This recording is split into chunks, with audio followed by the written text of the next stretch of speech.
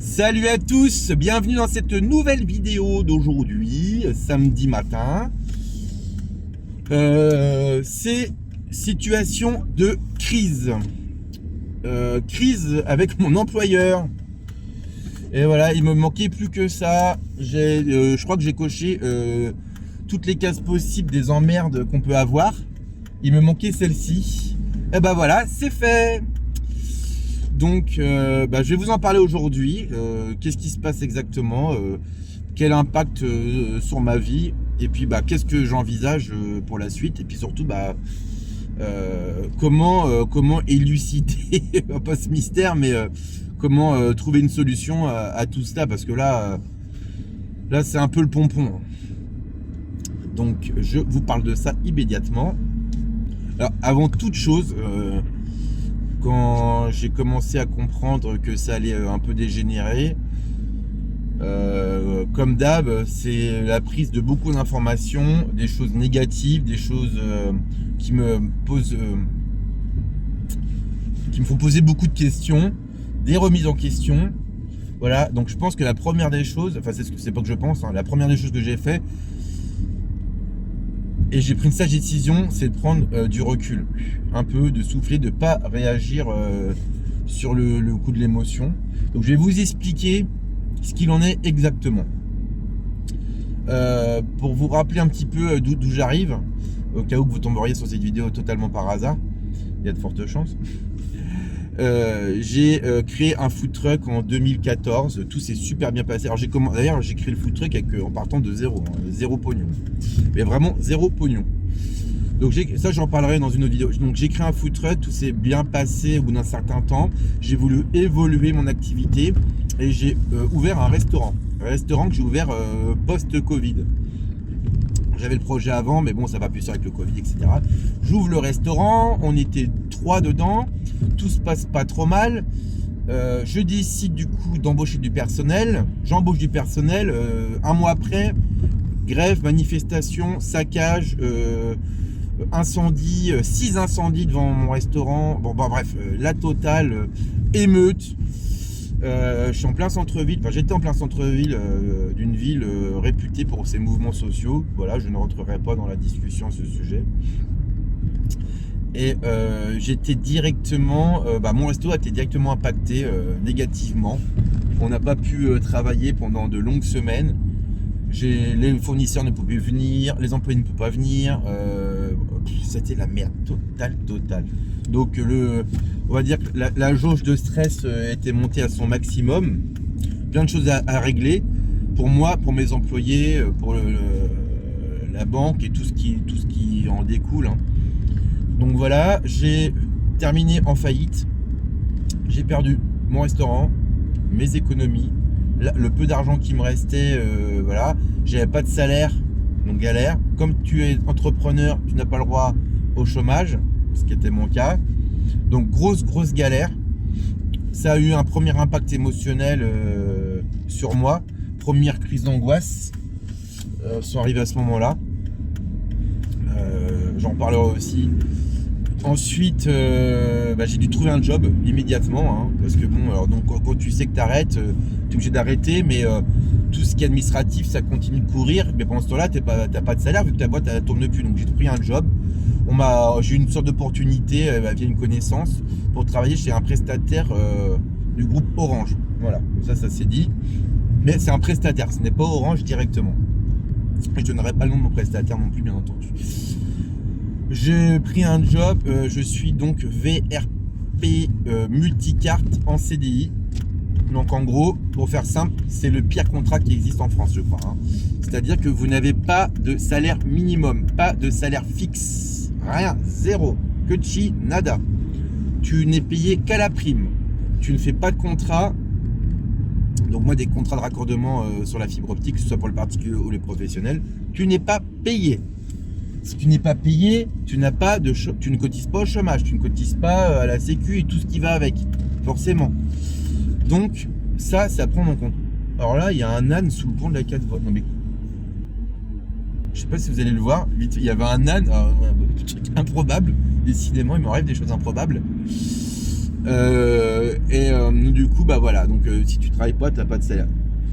Le fait est que l'histoire, moi, c'est que j'ai fait des contrats, j'en ai fait pas mal, et je me suis rendu compte une fois qu'il y avait des contrats qui m'avaient pas, qui étaient bloqués, parce qu'on a un logiciel de reporting, et mes contrats, ils restaient bloqués dans ce logiciel-là, donc bloqués, pas payés. Pas payés, tu cotises pas au chômage, pas ta retraite, voilà, hein, le même délire, et donc du coup, bah, à la fin du mois, tu sais pas combien tu vas être payé en fait, parce que les trucs que tu pensais avoir ne sont pas passés, sont bloqués. Donc tu sais même pas quel va être ton salaire à la fin du mois. Problème. D'autant plus que là, quand je fais des demandes pour savoir où ça en est, on m'explique que par A plus B, que ça va être bloqué 3-4 mois, c'est technique, enfin c'est 3 mois, et après, le temps que ça soit passé, il faudra encore attendre un mois, et putain, 4 mois pour avoir des contrats, c'est quoi ce délire, quoi. Mais bon, pas le choix, donc j'accepte, hein. Je suis dans la galère, au lieu d'avoir une paye correcte, je me retrouve avec 300 € de paye mensuelle, donc bah, elle peut pas payer mon loyer, les courses, c'est ultra chaud, ça se répercute dans ma vie familiale, bon, ouais. Donc du coup les contrats pas payés, personne me répond dans la société après, parce qu'au bout d'un moment j'insiste, je dis attendez, vous m'avez dit tant de mois, maintenant ça fait 6 mois, 6 mois que j'attends, et je fais des mails, on me répond plus, voilà, tout simplement on fait le mort, pas de réponse, etc. Tac, je vais me garer. Donc vous allez me dire, mais Salva, qu'est-ce que tu fous 6 mois? Bon, 6 mois parce qu'en fait, j'avais pas le choix. Quand on m'a fait comprendre que c'était technique, j'étais un peu crédule. Mon type de contrat, bah, en plus, c'est ça, ça marche qu'à la prime. Donc, le seul avantage de ce contrat-là, c'est que j'ai une totale liberté. On ne peut pas m'obliger à faire des chiffres avant tel ou tel type de contrat. Je dois juste ramener des contrats. Point final, j'ai ma totale liberté sur mes horaires. Donc c'est pour ça m'intéresse. Et comme ça, je vais pouvoir travailler le matin sur mes projets, comme vous le savez, et le reste de la journée, faire mon job alimentaire. Donc au bout d'un moment, je dis c'est bon, ça suffit, on se fout de ma gueule, ça va s'arrêter là. Voilà, je vais trouver une solution. Donc j'ai pris contact avec une personne dans la société qui, totalement par hasard, pour un autre motif en fait, une personne qui s'occupe du CE, voilà, je voulais avoir accès au CE, ça pareil, on n'avait pas parlé alors que ça fait plus d'un an et demi que je suis dedans, j'étais même pas au courant. Parce que nous, en tant que VRP, on est totalement excentré, on ne voit personne, on est vraiment isolé du reste de la société, nous. Donc les infos, si on ne nous les donne pas, on ne peut pas les connaître, hein. Et ils jouent sur ça. Donc j'ai pris contact pour le CE avec une personne qui m'a alors parlé de ma prime de participation. Ah, j'ai dit quelle prime de participation? J'en ai jamais eu. J'étais même pas au courant qu'il y en avait. Elle dit bon, ok. Et à partir de là, j'ai parlé des contrats. Ok, les contrats. A priori, j'étais pas le seul. Des contrats sont arrivés qu'il me manquait ma visite médicale que je n'ai jamais eue non plus. Ma prime de participation, je l'ai pas. On m'a dit que certains contrats qui étaient bloqués depuis plus de 6 mois, alors que c'est eux qui les bloquent, hein, ne pourraient plus être payés parce que techniquement ils peuvent plus revenir dessus, mais alors que c'est leur logiciel qui les bloque. Vous voyez la spirale? En fait, ils font traîner des contrats. Une fois que ça a dépassé 6 mois, on dit ah, mais on peut plus rien faire, techniquement c'est coincé. Donc ça j'ai expliqué, il m'a dit que c'est faux, ils ont 3 ans pour revenir sur ces fameux contrats. Et que de toute manière c'est la loi. Donc voilà, c'est pas moi, c'est pas eux qui décident, pardon, c'est la loi. J'ai fait rentrer des employés dans la société, donc on a le droit à une prime de cooptation. Bah écoutez, je vous laisse deviner si je l'ai eu ou pas, ma prime de cooptation, pas du tout. Ensuite, bon, enfin bref, il y a plein de trucs comme ça. On veut communiquer, on envoie des courriers, ça revient, des retours parce que ils répondent pas au courrier, donc c'est un retour. L'adresse n'existe même pas, alors que c'est l'adresse qui est dans mon contrat, qui est sur internet. Encore un truc bizarre et répréhensible. Donc, au final, qu'est-ce que ça m'apporte? Un énorme manque à gagner. Une détresse financière parce que moi je bosse, je fais des contrats et je suis pas payé, donc tu es dans la merde financièrement. Quelles sont les répercussions dans ma vie? Donc c'est les répercussions, eh bien il y a un manque financier, donc ça met une détresse financière alors que je devrais avoir des salaires, je les ai pas. On ne sait jamais à quoi s'attendre le mois suivant. L'aspect aussi familial, parce que ça engendre des répercussions dans mon foyer. Moi, je suis en famille, donc quand tu peux pas payer ton loyer, forcément que ça crée de l'anxiété pour ta compagne. Elle doit aussi subvenir du coup, plus ou moins à mes besoins, les courses de la famille, du foyer, le loyer, tout ça c'est elle qui avance alors qu'elle a un petit salaire. Donc du coup, ça crée quoi? Elle aussi, ça lui crée une détresse financière et psychologique aussi. Ça crée des tensions dans la famille, dans le couple, alors que alors qu'à l'origine, tout a été fait correctement de mon côté, quoi. Donc le problème, c'est eux qui m'ont amené chez moi.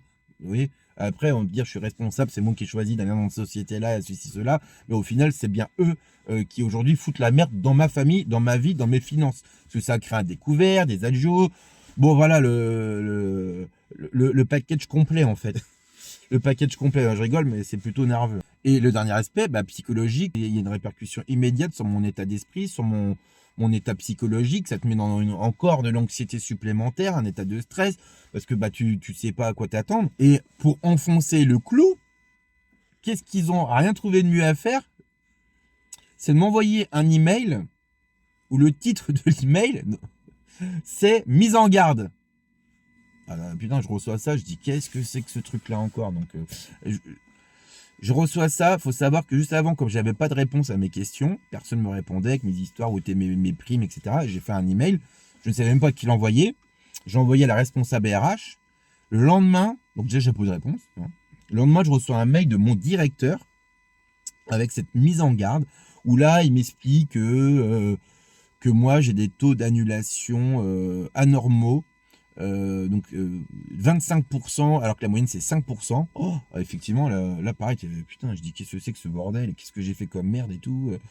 Bon voilà, et puis que je devrais proposer plus de services annexes, machin, bon, voilà. Et que comme j'en ai pas fait assez, c'est la preuve que je travaille pas. C'est des trucs qui n'ont ni queue ni tête. Parce que je vous rappelle que mon contrat, c'est contractuel, ne m'oblige à rien du tout.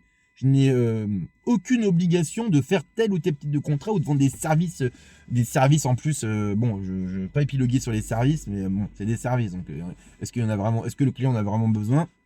Voilà, j'en ai quand même fait pour ceux qui en avaient réellement besoin. Voilà. Eux, ils s'appuient sur des gens qui forcent le truc.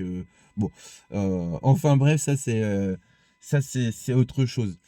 Donc je reçois un joli mail comme ça, et en plus il me tutoie, il me dit que ouais, t'as pas besoin d'argent, que qu'est-ce qu'il me raconte dans cet email? Cet email là, c'est pépite, hein, parce que le mec il prouve déjà qu'il me menace, il me prouve qu'ils me font du harcèlement.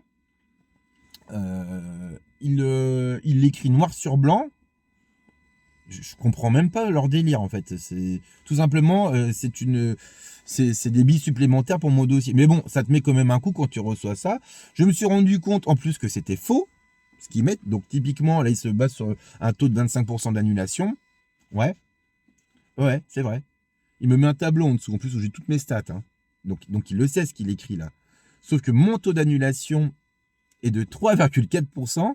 Et les 25%, c'est le taux d'annulation une fois que le technicien est venu chez les gens et qu'il n'a pas pu raccorder, soit parce que le gars il n'est pas venu et que les clients ils ont eu ras-le-bol, ils ont annulé, soit parce que techniquement ils peuvent pas raccorder, il y a un problème de technique. Donc ce chiffre-là est complètement faux et pipoté, et il le sait très bien. En plus, il ose l'inclure dans l'email. C'est aberrant de faire ça. En sachant que bizarrement ça correspond exactement au lendemain de l'envoi de mon mail où je réclame tout simplement ce qu'ils me doivent. Donc moi je suis pas en train de les emmerder, en fait, je suis tout simplement en train de leur demander ce qu'ils me doivent, parce que eux sont en train de m'emmerder et ils en rajoutent une couche.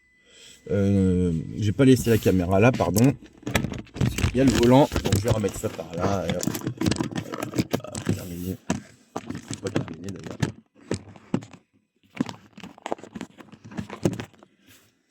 Voilà. C'est à cause de la fenêtre. Je me suis mis là. Depuis que j'ai ces problèmes avec la société, les problèmes financiers qui sont arrivés avec, c'est à ce moment-là que j'ai fait ma crise d'angoisse, en plus, la crise de panique là. C'est ce qui est ressorti d'ailleurs de ma dernière séance de psychologue, bizarrement. Il y a eu des signes qui sont ressortis que je n'avais pas conscience que c'était lié à ça. Donc ça m'impacte vraiment, c'est vraiment profond, donc c'est vraiment important pour moi, pour n'importe qui, hein. Je sais bien que n'importe qui sera à ma place, ce serait pareil. On a tous les mêmes besoins et les mêmes problématiques, hein. Les besoins de financiers, c'est le besoin vital aujourd'hui, hein. On ne peut rien faire sans. Et quand tu commences à toucher à ça et que t'es pas maître de ça, bah ça te met forcément dans une situation mal à l'aise psychiquement, parce que bah tu t'es même pas maître de ça en fait. Ce que j'ai fait, j'ai essayé de trouver des solutions. La première des choses, ce que j'ai fait, c'est pas une solution, c'est que j'ai pris du recul. J'ai pas voulu répondre, par exemple, aux mails sous le coup de l'émotion, parce que j'ai dit, c'est un coup à ce que ça se retourne contre toi, et plus tu vas parler, plus ils vont pouvoir utiliser ce que tu dis pour t'emmerder, parce que peut-être que tu vas avoir des mots déplacés, peut-être que tu vas répondre à des choses qui peuvent être préjudiciables, alors que c'est eux qui t'attaquent, hein. Mais voilà, donc j'ai pris du recul, j'ai rien répondu, j'ai déjà laissé 24 heures passer, parce que déjà, faut tout assimiler, là, ça t'arrive comme ça, donc j'ai pris du recul. J'ai respiré un grand coup, mais c'est vrai, physiquement, j'ai respiré un grand coup. Pour que tout s'échappe. Voilà, c'est comme ça que j'ai fait. J'ai eu un besoin, c'est venu comme ça. Et voilà. Et ensuite, la deuxième étape, ou la première, bah, bref, ça a été d'en parler. Je suis pas resté tout seul parce qu'on est isolé, on est tout seul de notre côté, on prend tout comme ça là dans la tête. Et il y a un besoin d'information, de communication. Pour moi, la deuxième étape que j'ai mis en place, ça a été immédiatement de reprendre contact avec la personne qui m'avait aidé là pour le CE. La personne-là était dans un syndicat. Cette personne-là m'a rassuré parce qu'elle m'a apporté des réponses à mes questions. Comment ça se passait? Est-ce que c'était normal? Est-ce que je suis le seul? Non, t'inquiète pas, je vais un peu m'occuper de toi. Ce qui t'arrive, c'est pas normal, mais t'es pas le seul. On sait comment gérer ces choses-là, plus ou moins. Et donc ça m'a énormément apaisé, rassuré. Et me dit, ça y est, je commence déjà à pouvoir comprendre ce qui se dessine devant moi, il y a des solutions, que je suis pas tout seul, je ne suis pas isolé comme eux le souhaiteraient. Et ça m'a fait un énorme bien. Franchement, ça m'a vraiment apaisé. Parce que leur but, enfin certainement, je sais pas si c'est calculé ou pas, mais en fait, c'est de te garder isolé. Pourquoi? Parce que bah, isolé, déjà, t'as pas connaissance de tout. Tu peux croire que ce qu'ils disent, c'est vrai, et te mettre du coup, toi, bah, tu penses que tu es en faute. C'est peut-être le but, en fait, de l'opération, c'est de te décrédibiliser et qu'au final, tu te sens fautif de certaines choses. Et comme tu dis, bon, bah, moi aussi, j'ai commis des erreurs. Bon, bah, écoute, bah, bon, bah, tant pis, moi aussi, je suis en tort. Bon, bah, je vais pas la ramener en plus, quoi, tu vois. Et ça, je pense que c'est une stratégie de leur part. Comme tu es tout seul, ça pareil, à certaines personnes, ça fonctionne. J'en ai parlé avec un autre commercial qui m'a dit, ouais, bah, j'ai deux potes là qui étaient là avant, ils se sont fait voler leur contrat carrément. Ils ont envoyé des mails à mon directeur. En haut, jamais eu de réponse, des courriers, rien. Bah, ils ont lâché.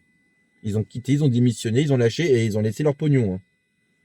Alors, je dis merde, moi j'ai travaillé, ils m'ont mis dans une telle situation de merde que c'est hors de question que je les lâche là. Rien. Puis ils s'en foutent en plus complètement. Donc ça fait partie de leur stratégie, c'est de t'isoler et au final peut-être de te mettre même dans un état psychologique ou bah de détresse psychologique. C'est peut-être que ça fait partie de leur stratégie de te faire partir dans un burn-out ou je sais pas quoi moi. Et ça, bah après tu laisses tomber le truc. Voilà, et c'est ce qui doit arriver la plupart du temps, je pense. Il faut trouver les bons interlocuteurs. Et là, ça va être super important. Ça va être à partir de ce moment-là que tu vas pouvoir commencer à mettre des actions en place ou avoir un plan d'action. Donc, tu dois te rapprocher des bonnes personnes. Parce que les bonnes personnes te donneront les bons conseils qui vont éviter de te faire perdre ton temps.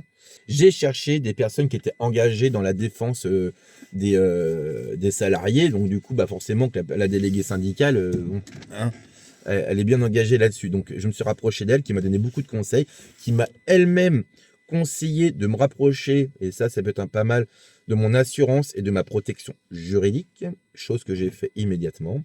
Je les ai contactés, ils m'ont dit oui, vous avez la protection juridique, génial. Donc je lui explique mon cas, elle me fait non, ça s'arrête là. Non, parce qu'en fait, c'est une option pour. Alors en fait, on traite le tout, sauf les contrats de travail. Parce que ça, c'est une option supplémentaire. Ok. Ok. Il se fout de ma gueule. Très clairement, il se fout de ma gueule. Tu payes.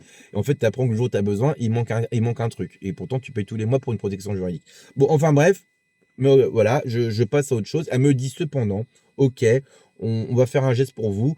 Vous avez une liste, on a une liste d'avocats conseils. Voilà, c'est des rendez-vous de 20 minutes. Je vous envoie la liste, vous en choisissez un et voilà, vous pourrez discuter avec lui, savoir si vous voulez après travailler avec lui ou pas. Voilà. Bon, bah, j'ai pris immédiatement. J'ai rendez-vous. Nous sommes le samedi, j'ai rendez-vous lundi avec lui. Ça, c'est une bonne. Là, forcément, là, tu te dis que ton dossier va être géré par un avocat dans le droit du travail. Là, c'est bon. Là, on fait ce qu'il faut. Vous voyez, c'est vraiment ça. Là, c'est traité par un expert de la situation. C'est ce qu'il faut. Ce qui va se passer aussi, c'est que bah, l'avocat, faut le payer. Donc là, c'est gratuit. Ah oui, concernant l'avocat, il y a aussi une autre possibilité d'avoir un avocat qu'en passant par ton assurance et en appelant la chambre des avocats. Enfin, il y a un nom comme ça. J'ai aussi contacté et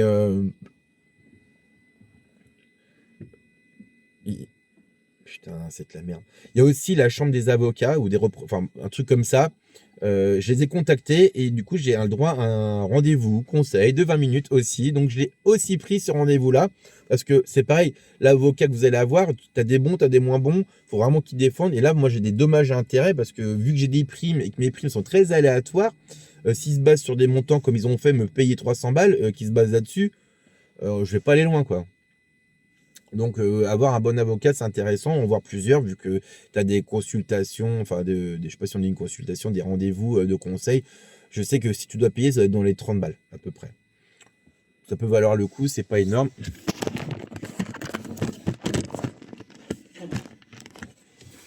30 euros, c'est pas énorme. Ah, en fait, ça va. Voilà.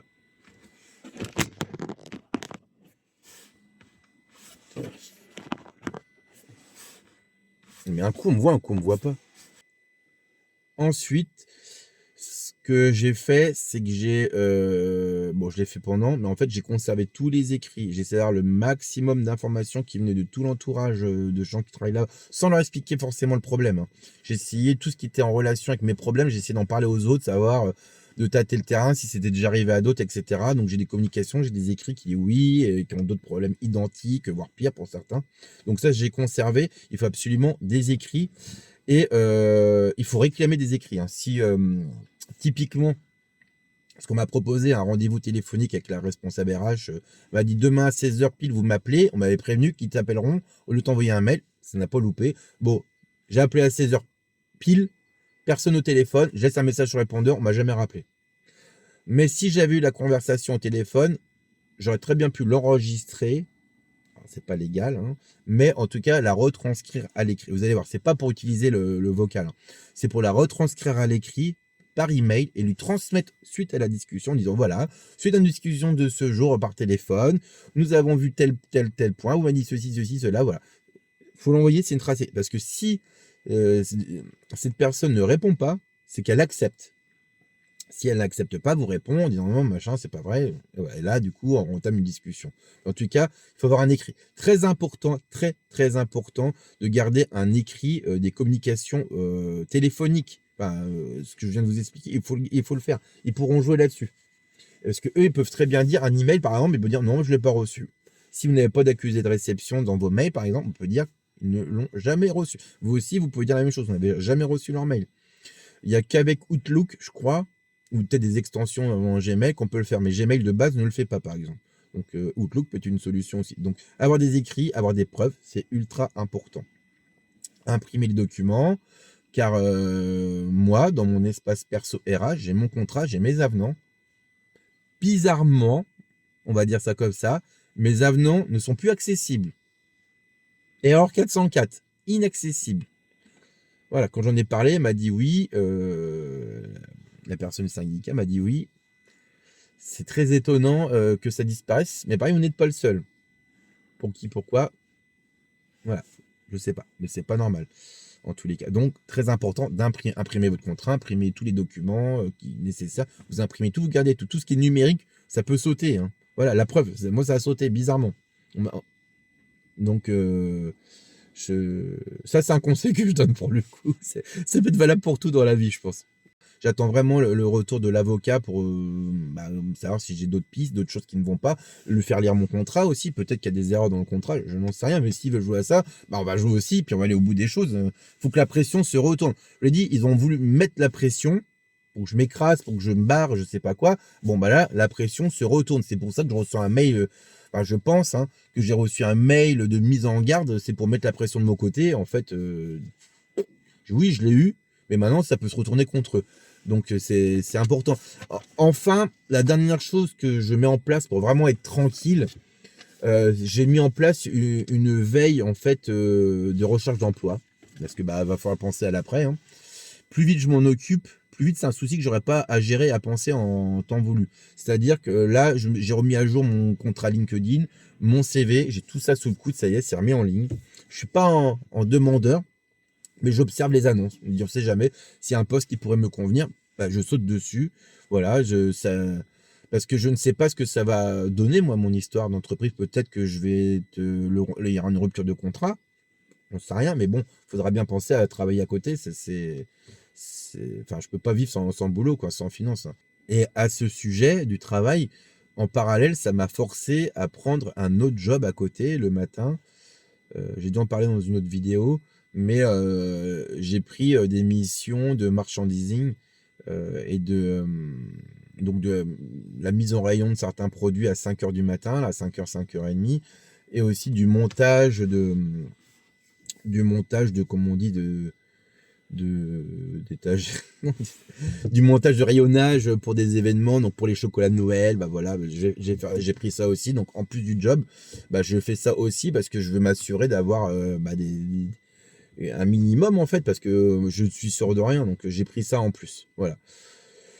Donc je pense que là j'ai fait une bonne petite vidéo qui n'était pas prévu à l'origine. Je voulais en parler, mais là, et comme ça a avancé, que leur courrier, tout ça, l'avocat, j'ai voulu en faire, puis je dis un peu ce que j'avais sur le cœur.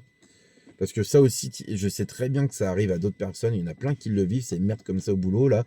On vous met la pression, vous êtes isolé, tous ces trucs-là. Il y a des solutions que j'ai trouvées, pas tout seul, parce qu'on m'a accompagné.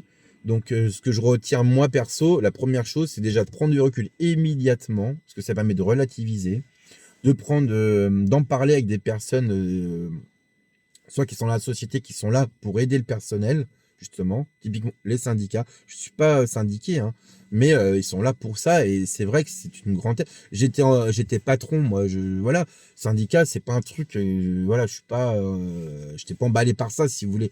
Le fait est que quand tu as des cas comme ça, je vois toute l'utilité d'un syndicat, parce que là, ils sont vraiment au service des salariés.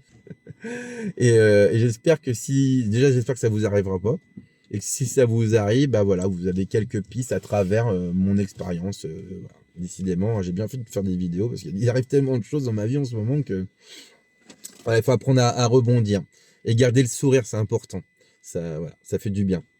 Écoutez, je vous remercie d'avoir suivi cette nouvelle vidéo.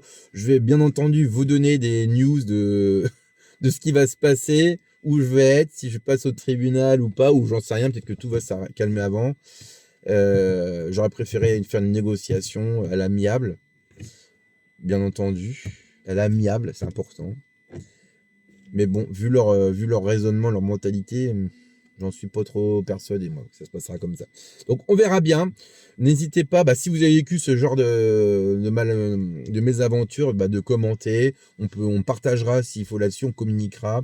Je suis ouvert à tout. Je suis ouvert à tout. Voilà, tout simplement. J'ai pas besoin de rajouter. Et je vous dis de passer une belle journée. Prenez soin de vous. Et puis, allez, à très très vite. Ciao, bye.